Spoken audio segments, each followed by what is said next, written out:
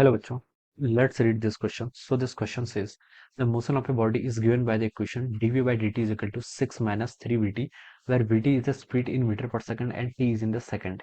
If the body was at rest at t is equal to 0, देखिए बच्चों आपको ABCD यहाँ पर क्या दे रखे हैं, 4 ऑप्शंस आपको यहाँ पर गिवन कर रखे हैं। ऑलराइट, तो देखिए बच्चों इस क्वेश्चन का की कॉन्सेप्ट आप क्या लिख सकते हैं। The key concept of this question आपको यहाँ पर से क्या बताना है। If the body was at rest at t is equal to 0, तो आपको यहाँ पर से ये सारे पैरामीटर्स बताने हैं। ऑलराइट, तो इस क्वेश्चन का की कॉन्सेप्ट बच्चों हम क्या लिख सकते हैं। आपको मोशन ऑफ ए बॉडी के करस्पॉन्डिंग इक्वेशन गिवन कर रखी है। आप काइनेमेटिक्स लिख लीजिए। क्या लिख लीजिए? काइनेमेटिक्स। हमें देखिए यहाँ पर इक्वेशंस का क्या करना है, काइनेमेटिकल बिहेवियर बताना है। देखिए आपको फंक्शन क्या गिवन कर रखा है, dv by d T.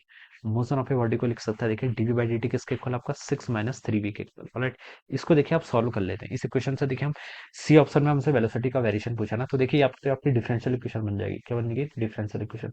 DV by d t plus 3v, ये किसके इक्वल हो जाएगा, यहाँ से 6 के इक्वल हो जाएगा। इस टाइप की डिफरेंशियल इक्वेशन को देखिए हमें सॉल्व करना आता है। क्या होती थी? Dy by d x plus v y is equal to q. ठीक है, ये आपकी लीनियर डिफरेंशियल इक्वेशन होती है। इसे क्या बोलते हैं? Linear differential equation. इसको सॉल्व करने के लिए हम देखिए पहले क्या करते थे, इंटीग्रेटिंग फैक्टर कर लेते थे। वो किसके इक्वल होता है? ई टाइम्स आपका कितना होता था, ई टाइम्स आपका माइनस पी डी एक्स के इक्वल आपका इंटीग्रेटिंग फैक्टर होता था। फिर हम y times e to the power minus p d x, ठीक है, इसमें आप लोग करते थे, इज इक्वल टू कितना होता था, राइट साइड पे आपका q टाइम्स जो आपका इंटीग्रेटिंग फैक्टर होता था, इसको हम डिफरेंशिएट कर लेते थे किसके वेरिएबल में, dx के रिस्पेक्ट में। ठीक है, और फिर आपका प्लस सी कांस्टेंट है, तो ये इसका सॉल्यूशन होता था। तो वही देखिए अब हम यहाँ पर भी अप्लाई करते हैं। तो देखिए बच्चों कितना हो जाएगा, यहाँ से हम लिख सकते हैं आपका इंटीग्रेटिंग फैक्टर। देखिए कितना हो जाएगा यहाँ से आपका e to the power minus p कितना है, देखिए यहाँ पर 3 के इक्वल है, और किसके रिस्पेक्ट में, dt के रिस्पेक्ट में। तो ई इंटीग्रेटिंग फैक्टर यहाँ से आपका आ गया e to the power minus 3t। Alright, अब इसको देखिए आप आगे सॉल्व कर लीजिए, आप आगे इससे मल्टीप्लाई कर लीजिए। यहाँ पर से देखिए आपका डीवाई बाई डी एक्स होता था, तो यहाँ पर y था, यहाँ पर क्या है v, तो v into integrating factor minus 3t is equal to कितना होता है q के यहाँ पर देखिए 6 के इक्वल है।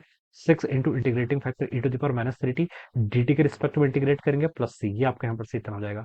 तो इसको आप लिख सकते हो v e to the power minus 3t is equal to, देखिए 6 को आप यहाँ पर से कॉमन ले लीजिए, 6 कांस्टेंट है तो बाहर आ जाएगा। E to the power minus 3t का डिफरेंशिएशन करेंगे तो e to the power minus 3t divided by आपका माइनस 3 प्लस आपके यहाँ पर कांस्टेंट ऑफ इंटीग्रेशन आ गया। ऑलराइट, तो ये यहाँ से इतना हो जाएगा। तो इसको आप देखिए ऐसे भी लिख सकते हैं, v e to the power minus 3t और इजिकल टू कितना होगा आपका minus 2 times e to the power minus 3t plus आपका c के इक्वल हो जाएगा।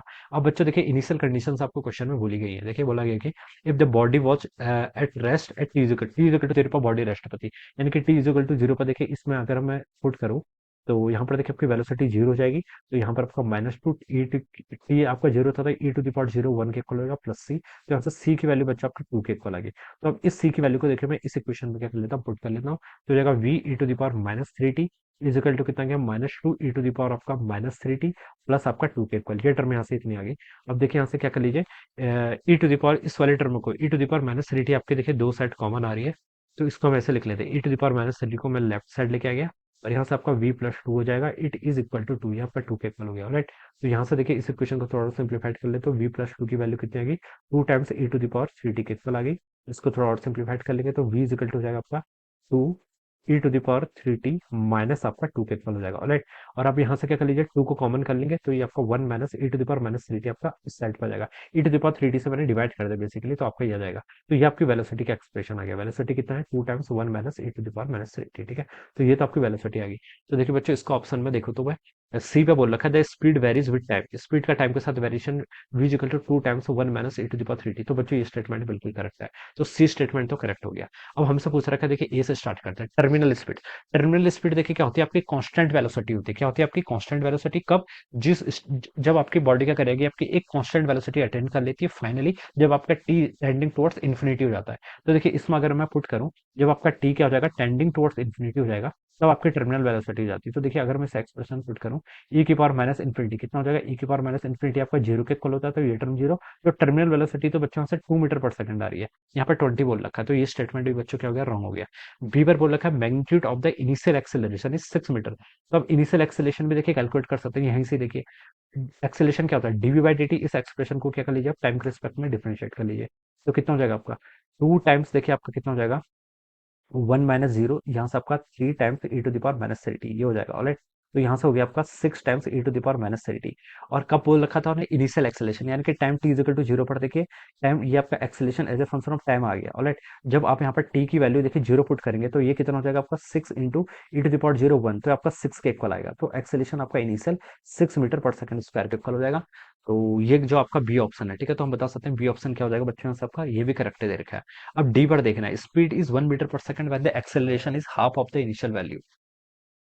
एक्सेलेरेशन जब half of the initial value था, तो इसको देखिए हमें यहाँ से कर लीजिए, चलो यहाँ से कर सकते हैं। देखिए यहाँ पर मैं एक्सेलेरेशन गिवन कर रखा था ना, एक्सेलेरेशन कितना है, 6 - 3 के इक्वल।